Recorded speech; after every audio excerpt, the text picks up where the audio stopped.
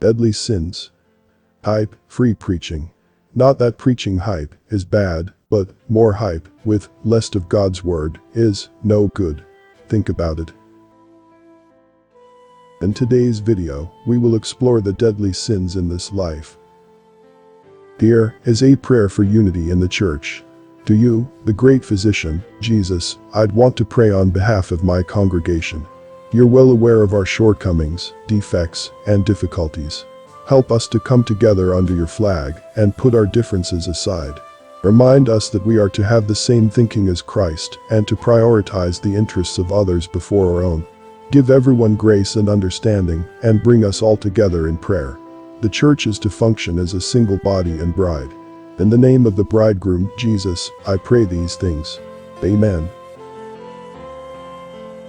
In today's video, we will explore the deadly sins in this life. Let us first focus on this. There are at least 10 sins we commit with our mouth that produces death in us.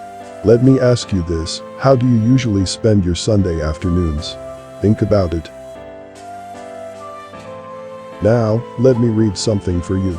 Our sins, both acts and words, prevent us from a relationship with God as Christians.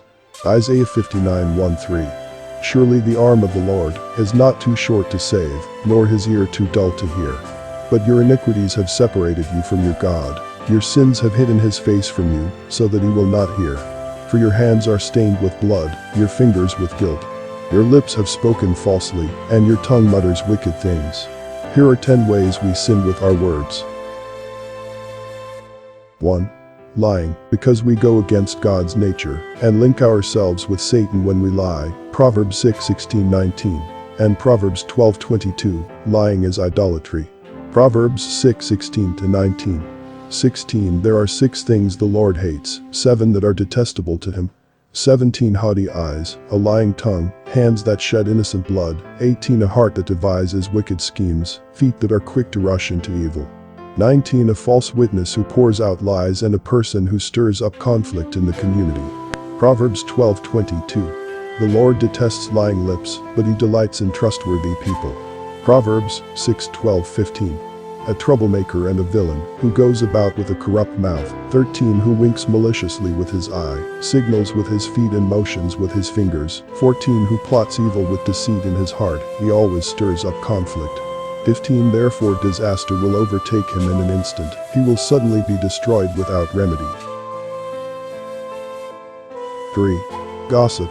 Even if the material is truthful and factual, gossip is the distribution of private information about someone. In the church, we occasionally hide gossip by calling it a prayer request. Proverbs 20:19, 2 Corinthians 12:20. Proverbs 20:19.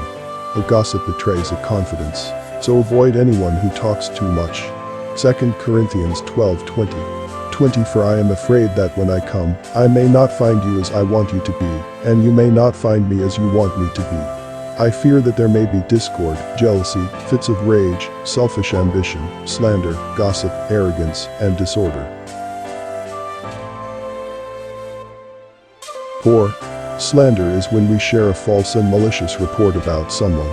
This involves repeating things we've heard, even if we don't know for sure they're true. Psalm 140:11. May slanderers not be established in the land, may disaster hunt down the violent. Proverbs 10:18. Whoever conceals hatred with lying lips and spreads slander is a fool. 1 Corinthians 5:11. But now I am writing to you that you must not associate with anyone who claims to be a brother or a sister, but is sexually immoral or greedy, an idolater or slanderer, a drunkard or swindler. Do not even eat with such people. 5. Tale-bearing, revealing secrets or betraying one's trust. Proverbs 11:13. A gossip betrays a confidence, but a trustworthy person keeps a secret.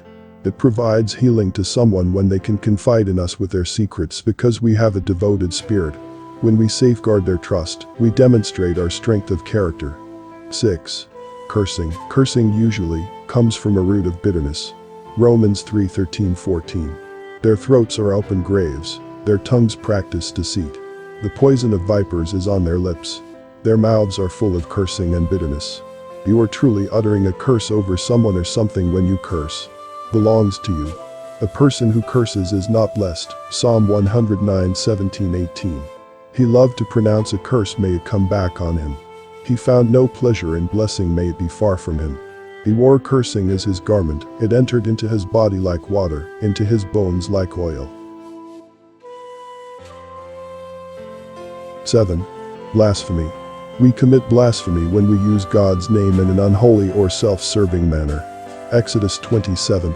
This includes when we use his name as a curse word or to manipulate others. For example, God told me, or thus saith the Lord, when God didn't talk to them. Exodus 27. He loved to pronounce a curse, may it come back on him. He found no pleasure in blessing, may it be far from him. He wore cursing as his garment, it entered into his body like water, into his bones like oil. 8. Filthy language. This should be avoided, since it arouses sexual desire. We should not only refrain from speaking it, but also from listening to it. Colossians 3:8. But now you must also rid yourselves of all such things as these: anger, rage, malice, slander, and filthy language from your lips. 9. Contentious speech. Disagreeable, argumentative, hurtful, hateful, or malicious communication are examples of contentious speech. Proverbs 21:9. Better to live on a corner of the roof than share a house with a quarrelsome wife. Proverbs 26:21. As charcoal to embers, and as wood to fire, so is a quarrelsome person for kindling strife. 10. Unbelief. Negativity is a manifestation of unbelief. It comes from our hearts. We exhibit trust in the understanding that God is larger than the circumstances of a tough situation when we utter good words. Hebrews 3:12-13. God desires to bless us, but we must first align our words with his word. Hebrews 3:12-13. See to it, brothers and sisters, that none of you has a sinful, unbelieving heart that turns away from the living God. But encourage one another daily, as long as it is called today, so that none of you may be hardened by sin's deceitfulness. Let me say that again, encourage one another daily. Think about it. Which of the deadly sins do you struggle with? Think about it and ask God to help you with it. I need you to really pray on it. Okay, in closing, I need you to do me a favor, please. Read Ephesians 4:29. Read it aloud in different translations of the Bible, to hear it expressed in several ways. How can this truth help us overcome the 10 deadly sins of the mouth?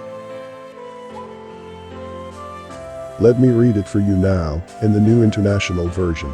Ephesians 4:29. Do not let any unwholesome talk come out of your mouths, but only what is helpful, for building others up according to their needs, that it may benefit those who listen.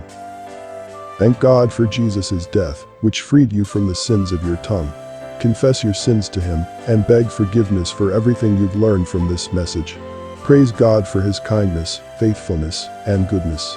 Invoke the Holy Spirit to give you the ability to use your words for blessing rather than curses. In the name of Jesus, amen. Please think about it.